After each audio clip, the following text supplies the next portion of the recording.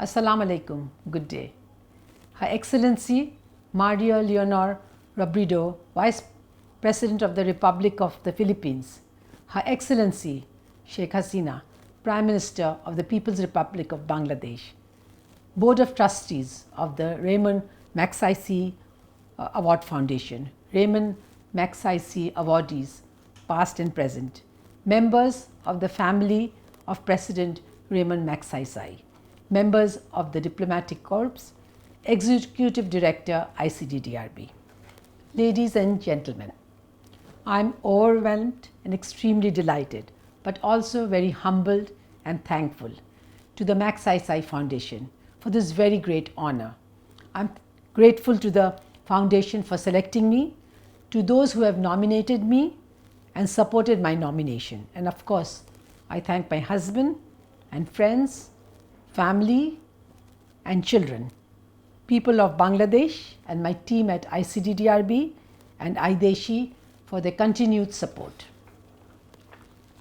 Dear friends, let me share with you the journey of my life until this day. I was born in Bangladesh in a middle-class family with many other girl siblings, in a family dominated by women.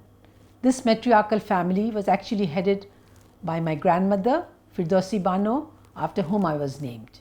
She did not go to school herself, but she was self-taught and knew many languages.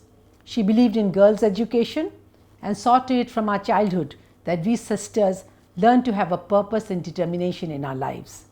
She saw us after school every day with very tasty tiffin boxes each day and would always be waiting for us with hot lunches. She cooked and stitched pretty dresses for us and made us feel really special. It was for her that I grew up with a determination to do something purposeful. When I was around 5 years old, I think I already wanted to be in public health.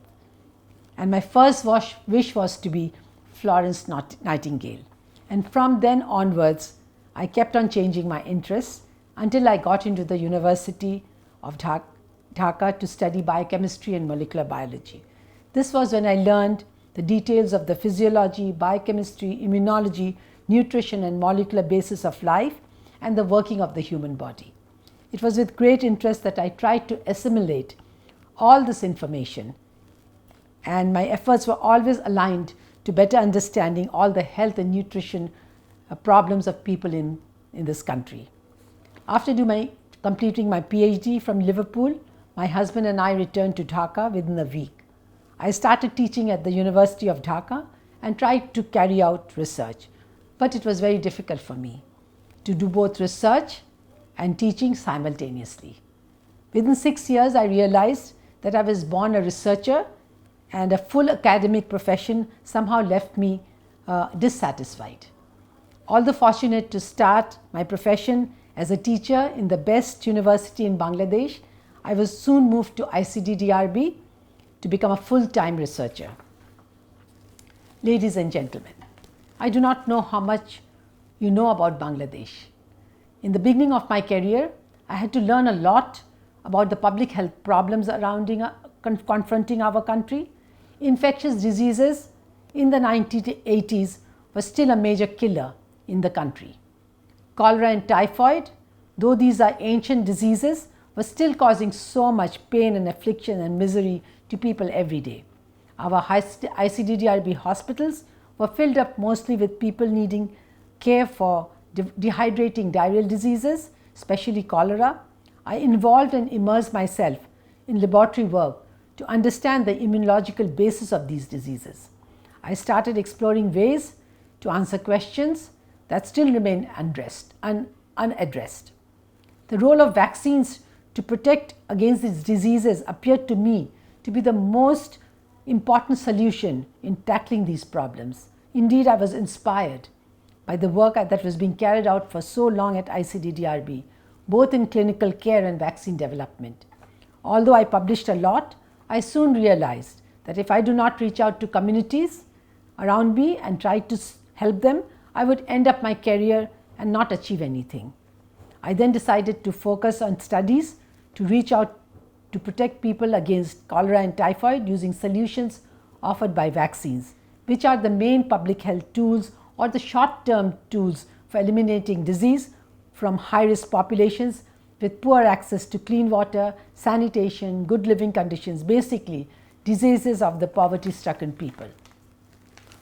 Respected audience, in 33 years of my research career, I have attempted to learn about different aspects of public health which is needed for implementation science. I do not know how much I've been able to deliver and contribute.